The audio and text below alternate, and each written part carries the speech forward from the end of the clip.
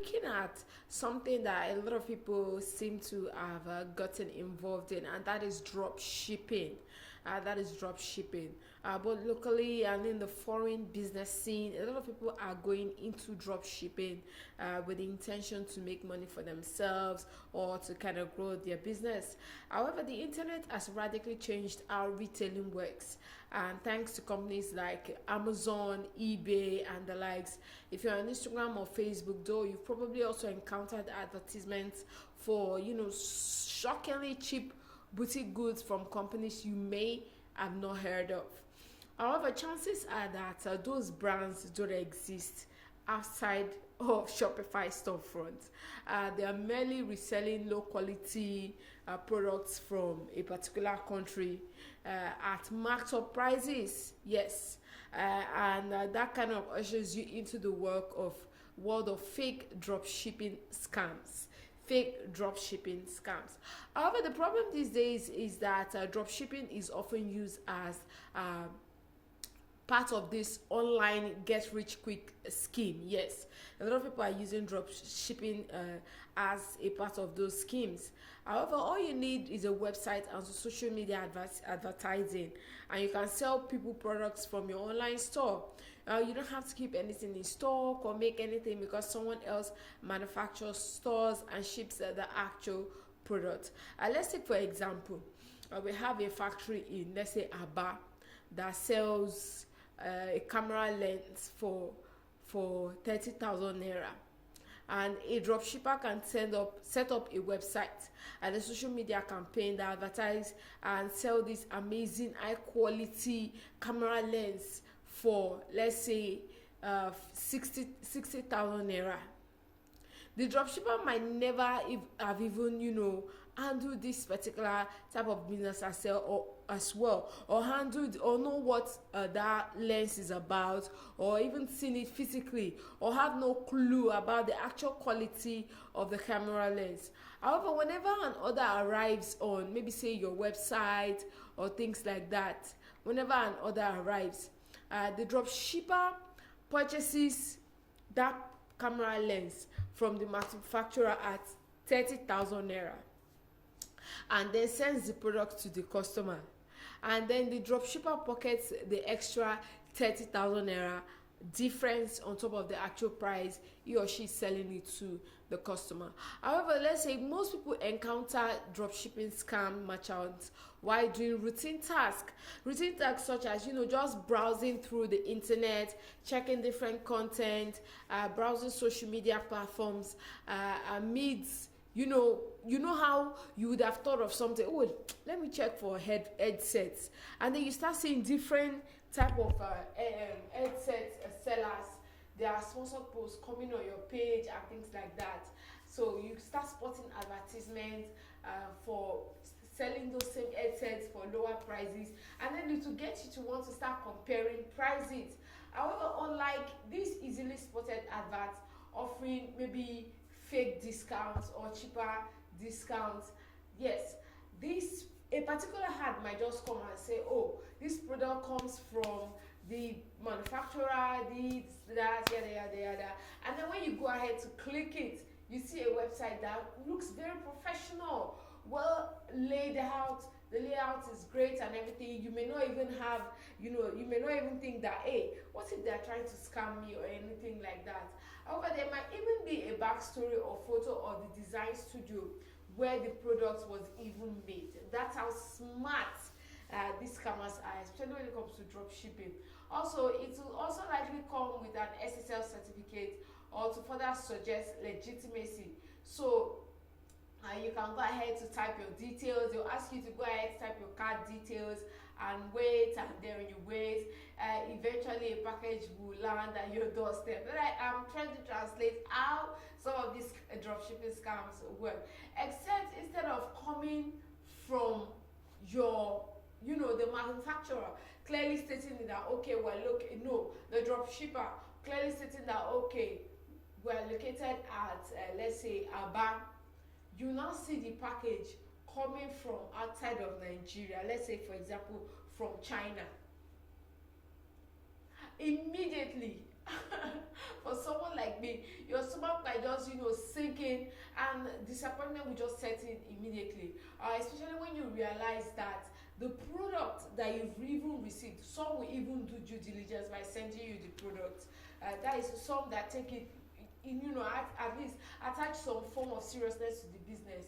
Yes, you might not, realize very fast, but later on you will not realize that the product doesn't quite meet your expectation. The material, the specification, everything might be low quality than you had expected. Rather than, the pictures that you've seen online looking so nice and beautiful.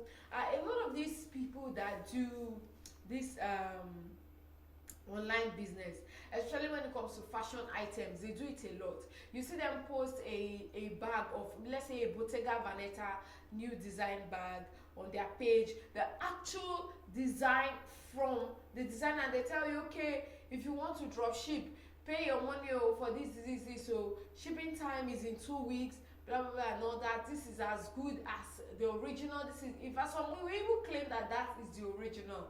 And then you that is looking to starting that kind of business, and you don't have all the connections to do your shipping and all your clearing and all that, you may just say, okay, this is cost effective, let me just allow this person do most of the background work for me, and then you send your money, you pay for the products and all that, and then when you get it, you'd be so disappointed. And that's where the cycle of scam continues. The cycle of scam continues. And then on the other, when you get that bad product, and you see that, you get that bad product, and you see that, okay, this thing is quite substandard, you still go ahead and post that same picture on your page and sell it for that expensive amount to your customers. And then when they in turn buy it, the cycle continues. They start hurling insult at you, saying, you are fake, you're a scam, and all that. And that's how the cycle of dropshipping scam continues. I kind of like what Instagram said they were going to do, especially partnering with fashion brands, saying that businesses, especially fashion businesses who post fake products on their page will get sanctioned. Although this has not even been implemented yet, but I think it's a great step towards, clamping down on a lot of all these fake things. Where you still ask people to pay outrageous amounts for something you clearly know is fake, but all because you just want to make profit for yourself. So let's watch out for dropshipping scam, especially if you're trying to start a new business yourself and you don't know how to go about it. You see that vendor online telling you, okay, we'll help you buy this and that. Make sure that you're doing business with the right person. Let's take some news from the Economic and Financial Crimes Commission. The Lagos Zonal Command of the EFCC and the University of Lagos have expressed readiness to work in tackling the menace of computer-related frauds. Speaking on Monday, September 27, 2021, during a courtesy visit to the office of the Vice Chancellor of the University, Professor Oluwatoyin Ogundipe, the Zonal Commander EFCC Lagos, Ahmed Ghali, said the purpose of his visit is to seek support and collaboration in sensitizing the youth on the menace of economic and financial crimes, as well as computer-related fraud. Very proactive move there by the EFCC. Also, ex-Chief Star Diko trial resumes. The trial of former Chief of Staff Air Marshal Mohammed Diko Umar resumed on Monday, September 27, 2021, before Justice Nnamdi Dingba of the Federal High Court sitting in Abuja, with the prosecuting counsel Silvanus Tahir cross-examining the defendant. Tahir asked Diko to tell the court how long he served in the Nigerian Army and other things he does apart from working in the Nigerian Air Force.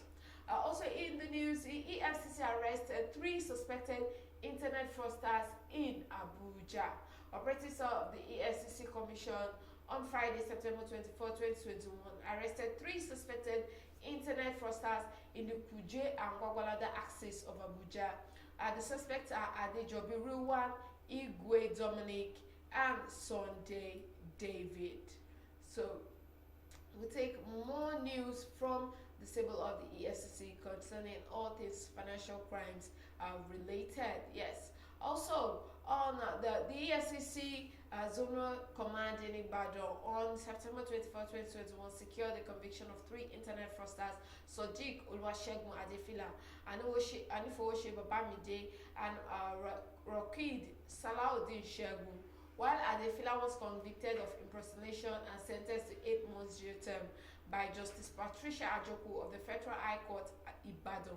Anifowose and Rakid were convicted of impersonation and sentenced to 6 months imprisonment by Justice Uche Agomo of the Federal High Court Ibadan. They all pleaded guilty to respective 1-count charges of fraud. Let's take some more news. A court jails man for attempted bank fraud in Gombe. Justice S.Y. Abubakar of Gombe High Court has convicted and sentenced one Abubakar Mohammed to 4 years imprisonment in a 4-count charge for attempt to commit theft, personation, possession and use of false documents.